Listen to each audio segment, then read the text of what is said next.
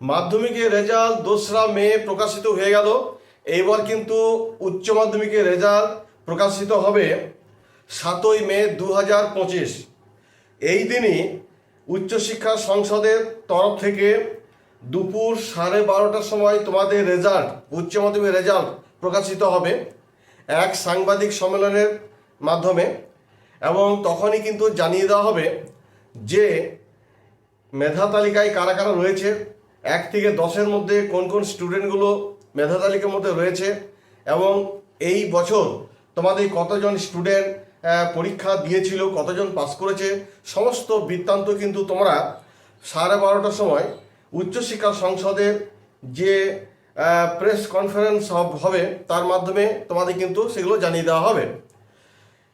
তারপর তোমরা কিন্তু নিজেদের রেজাল্ট অনলাইনে ঠিক দুপুর 2টো থেকে কিন্তু তোমরা দেখতে পারবে।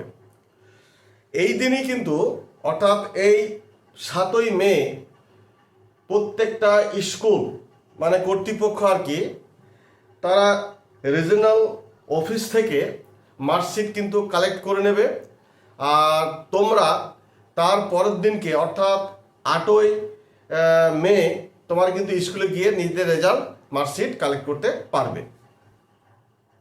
যাই হোক, আজকে যে জন্য ভিডিওটি করতে এসেছি সেটা হচ্ছে যে তোমার কিন্তু কমেন্ট সেকশানে অনেক কমেন্ট করছো। যখন আমি মাধ্যমিকের রেজাল্ট নিয়ে ভিডিও ছাড়ছিলাম, অনেকে উচ্চ মাধ্যমিকের স্টুডেন্টরা কিন্তু আমাকে কমেন্ট করছো যে স্যার এবছর কি আমাদের সবাইকে পাস করানো হচ্ছে, এই একটা তোমাদের প্রশ্ন আছে।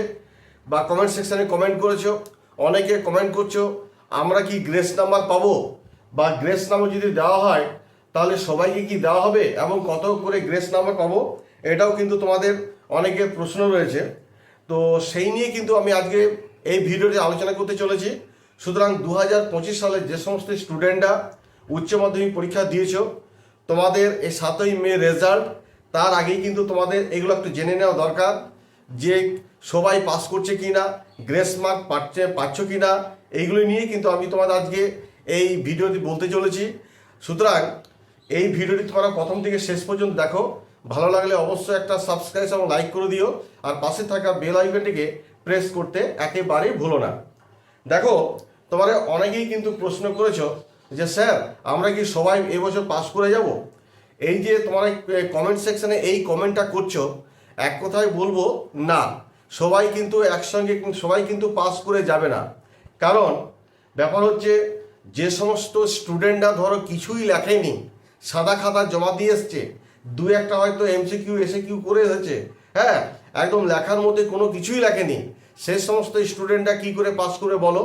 আর যারা ধরো লিখেছো, হ্যাঁ, শর্ট কোশ্চেন বলো, এসএকিউ বলো, এমসিকিউ বলো, ব্রড কোশ্চেন বলো, সব লিখে এসেছো মোটামুটি, তাহলে তো অবশ্যই পাস করে যাবে। সেই জন্য এক কথায় বলা যায় সবাই যে বছর পাস করে যাবে তা নয়। তবে এইটুকু বলতে পারি, তোমাদের যেহেতু এই বছর লাস্ট ব্যাচ, হ্যাঁ, ওল্ড কোর্সের সিলেবাস, এবার ধরো যে নতুন ইয়ারে মানে যাদের আসবে আর কি ক্লাস 12-এ, হ্যাঁ, তাদেরকে কিন্তু কি করতে হবে, এই যে তোমাদের সেমিস্টার ওয়াইজ সব সিস্টেম চালু হয়ে গেছে, ঠিক তেমনি তোমাদের ওল্ড সিলেবাসের পুরনো কিন্তু এই বছর লাস্ট। সেই জন্য বোর্ডের তরফ থেকে অবশ্যই চেষ্টা করবে যে ম্যাক্সিমাম ছেলে যাতে পাস করে যায় বা তাদেরকে যাতে পাস করে দেওয়া হয়, এটা কিন্তু ব্যবস্থা অবশ্যই করা হয়েছে এবং অনেক ছেলে মেয়ে কিন্তু পাস করে গেছে।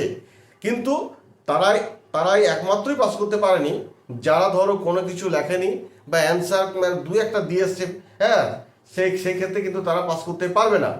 তোমরা জানো যে তোমাদের কিন্তু যে কিছু কিছু সাবজেক্ট আছে, যে সাবজেক্টগুলো হয়তো 80-র মধ্যে পরীক্ষা হয়েছে রিটেন, সেখানে কিন্তু তার 30% 24 নাম্বার তুলতে হয়, হ্যাঁ।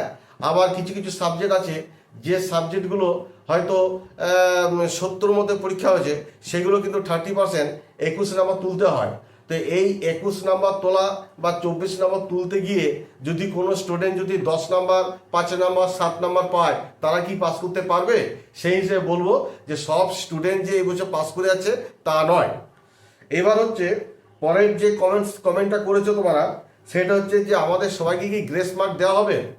এই ক্ষেত্রেও বলবো না, গ্রেস মার্ক সবাইকে যে দেওয়া হবে তা নয়। গ্রেস মার্ক কাদের দেওয়া হয়, যারা পাস মার্ক থেকে, ওই যে বললাম কিছু কিছু সাবজেক্ট আছে তোমার ধরো যেটা 80-র মধ্যে পরীক্ষা হয়েছে 24 তুলতে হয় 30%। আবার কিছু কিছু সাবজেক্ট আছে প্র্যাকটিক্যাল সাবজেক্টগুলো যেটা 70-র মধ্যে রিটিন পরীক্ষা হয়েছে, সেখানে 21 নম্বর তুলতে হয়। এই 24 এবং 21 তুলতে গিয়ে যদি কারোর 2 নাম্বার বা 3 নাম্বার যদি প্রয়োজন হয়, হ্যাঁ, সেই ক্ষেত্রে গ্রেস নাম্বার দিয়ে তাদেরকে কিন্তু পাস করানো হয়েছে। হ্যাঁ, তারাই কিন্তু একমাত্র গ্রেস নাম্বার পাবে। যাদের 2 থেকে 3 নাম্বার ওই পাস মার্ক তুলতে গিয়ে শর্ট রয়েছে, কম নাম্বার রয়েছে, তারাই একমাত্র হার্ডলি 2 থেকে 3 নাম্বার গ্রেস নাম্বার দেওয়া হয়েছে। তোমরা এটাও কমেন্ট সেকশনে কমেন্ট করেছিলে যে গ্রেস মার্ক দেওয়া হলে কত নাম্বার করে দেওয়া হচ্ছে। তো গ্রেস মার্ক দেওয়া হলে হার্ডলি 2 থেকে 3 নাম্বার। যাদের পাস মার্ক থেকে মোটামুটি ধরে নাও 2 থেকে 3 নাম্বার যদি কম থাকে, তারা কিন্তু অবশ্যই এই নাম্বারটা পেয়ে পাস করে যাচ্ছ, সে বিষয়ে কোনো সন্দেহ নেই। অতএব তোমরা নিশ্চিন্তে থাকো। কিন্তু যাদের ধরো একেবারে ওই 10 পাচ্ছ, 5 পাচ্ছ রিটিন পরীক্ষায়, তাদের ক্ষেত্রে কিন্তু পাস করা একটা অসম্ভব হয়ে দাঁড়াবে। সেই জন্য বলবো যে গ্রেস নাম্বার তারাই পাবে যাদের পাস মার্ক থেকে মোটামুটি 2 থেকে 3 নাম্বার প্রয়োজন আছে বা কম আছে, তাদের ক্ষেত্রে কিন্তু এই গ্রেস নাম্বার দিয়ে পাস করানো হচ্ছে। আর যারা ধরো নর্মালিভাবে পাস করে যাচ্ছ, হ্যাঁ, তোমাদের ক্ষেত্রে কিন্তু কোনো রকম গ্রেস মার্ক দেওয়া হবে না। বা অনেকেই চিন্তা ভাবনা করতে পারো, স্যার আমি হয়তো দেখা গেল কেমিস্ট্রিতে 79 পেয়েছি, তাহলে আমাকে আরেক নাম্বার দিয়ে দিলে নিশ্চয় আমি 80 পেয়ে যাবো। কেউ হয়তো কোনো বলছে যে আমি তো ফিজিক্সে 49 পেয়েছি, তাহলে আরেক নাম্বার যদি আমাকে দিয়ে দেয় তাহলে আমার 50 হয়ে যাবে, এরকম হবে না। যারা নর্মালভাবে পাস করে যাবে তাদের ক্ষেত্রে কোনো গ্রেস নাম্বার দেওয়া হবে না। আরেকটা কিন্তু কথা মনে রাখবে যে গ্রেস নাম্বার যে তোমাকে দিতেই হবে এমন কোনো বাধ্যতামূলক নয়। গ্রেস নাম্বার কোনো জায়গায় লিখিত নেই যে তোমাকে এই গ্রেস নাম্বার দিতেই হবে। ব্যাপার হচ্ছে যে গ্রেস নাম্বার কেন দেওয়া হয় না, একটা স্টুডেন্ট যখন কোন একটা সাবজেক্টে 2 বা 3 নাম্বারের জন্য বা 1 নাম্বারের জন্য সেই সাবজেক্টটা ফেল করে যাচ্ছে, তখন কিন্তু বোর্ডের তরফ থেকে একটা বিচার বিবেচনা করা হয় সেই স্টুডেন্টটা যাতে ইয়ারটা নষ্ট না হয়ে যায়, সেই যেন ফেল না হয়ে যায়, সেই জন্য তাকে ওই 2 নাম্বার বা 3 নাম্বার দিয়ে সেই সাবজেক্টটা পাস করে দেওয়া হয়। এটাই হচ্ছে গ্রেস নাম্বার।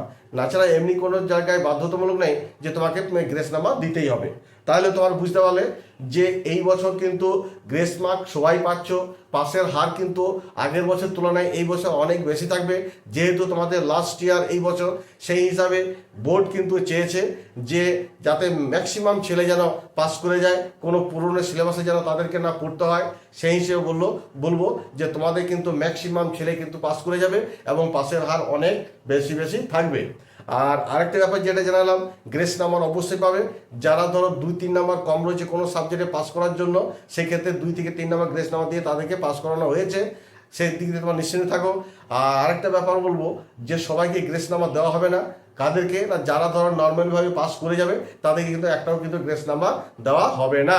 তাহলে বোঝা গেল যে গ্রেস নাম্বার ব্যাপারটাও বললাম, সবাই যে পাস করে যাবে তাও নয়।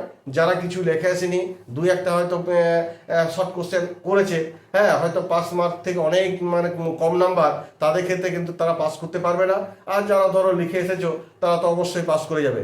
যেমন খেলাধুলা যখন কোনো একটা টুর্নামেন্ট হয়, 8টা দলের হোক বা 16টা টিমের মধ্যে হোক, যখন কোনো একটা টুর্নামেন্ট খেলা হয়, তাহলে কি সব দলই কি সব ম্যাচগুলোকে জিতে না, হার জিত থাকেই।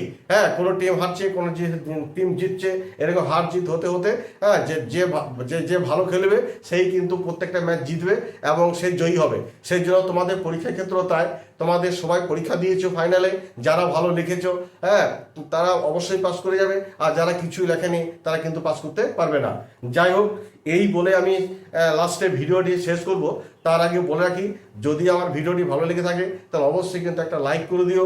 তোমাদের 7ই মে রেজাল্ট, এই 7ই মে তোমাদের সবারই রেজাল্ট ভালো হোক, ঈশ্বর কাছে এই কামনা করে আজকের মতো এই ভিডিওটি এখানে শেষ করছি। ধন্যবাদ।